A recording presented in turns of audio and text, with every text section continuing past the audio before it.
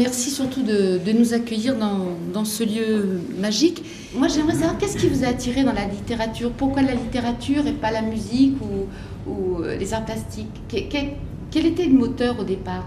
Bien sûr, vous avez fait des études de littérature, mais bon, c'est pas pour autant qu'on devient écrivain. Alors, qu'est-ce qui vous a... C'est plutôt parce que j'ai fait des études de littérature plutôt parce que j'étais déjà un peu...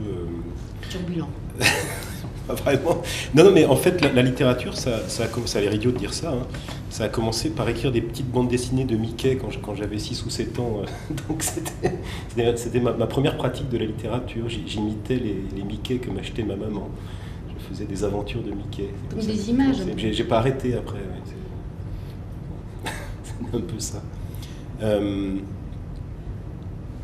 Pour vous répondre très franchement sur pourquoi la littérature, parce que il y a eu des gens chez moi, et notamment mon père, hein, je dis carrément, qui avait énormément de mal avec les mots, qui ne savait pas s'en servir, ne savait pas se servir avec les mots. Et je l'aimais beaucoup et ça me faisait souffrir de voir ça. Et voilà, je crois que j'ai voulu du coup me venger de ça, ou le venger de ça, de cette relative incapacité. C'était quelqu'un qui ne... Oh, c'est un peu difficile de dire ça comme ça devant le monde. C'est quelqu'un qui ne savait pas dire ses émotions et on sentait qu'elles étaient très fortes. Alors il m'a semblé qu'il fallait que je prenne la place. Il y a des histoires de double dans tous mes récits. Tous les personnages ont à se confronter à un moment donné à une image d'eux-mêmes qui est un peu leur image noire. Ils doivent la rencontrer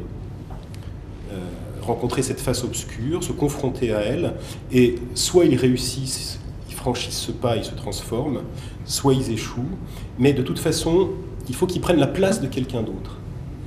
Il faut qu'ils sortent de leur place mentale, et leur devenir ne peut réussir, ne peut aller plus loin que en se mettant à la place d'eux. Dans Paradis Noir, c'est le cas, puisque le narrateur est fasciné par cette image de son ami d'enfance, ce personnage un peu étrange, un peu mystérieux, François.